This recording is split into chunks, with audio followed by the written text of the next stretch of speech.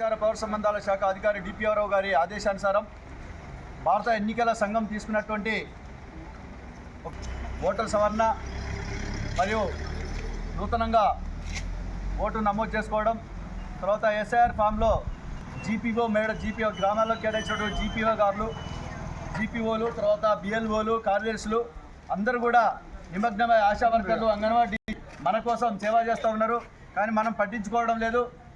ఖచ్చితంగా మీ బిఎల్ఓలు మీ ఇళ్లకు తీసుకొచ్చి ఇచ్చినటువంటి ఓటర్ సవరణ ఫారం ఏదైతే ఉందో మరి అది ఆ ఎస్ఐఆర్ ఫామ్ తప్పనిసరిగా మీ ఇంట్లో ఉన్నటువంటి మీ పిల్లలు, మీ మనవాళ్ళు, కొడుకులు ఎవరైనా చదువుకున్న వాళ్ళతోటి పర్ఫెక్ట్గా తప్పు లేకుండా నింపి మరి మళ్ళీ తిరిగి బిఎల్ఓలకు ఉపయోగపాలి.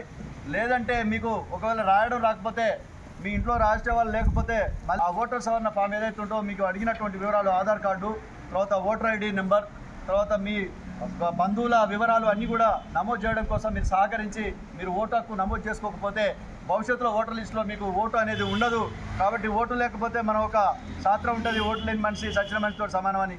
కాబట్టి అట్లా కాకుండా మీరు ఖచ్చితంగా ఓటర్గా ఉండి కూడా భాగస్వాములు మరి ఈ కార్యక్రమాన్ని విజయవంతం చేయాలని కోరుతూ ఇప్పుడు ఓటు హక్కు పైన, ఓటు యొక్క విలువ పైన, ఓటు గొప్పతనం పైన ఆర్కే ఒక పాట.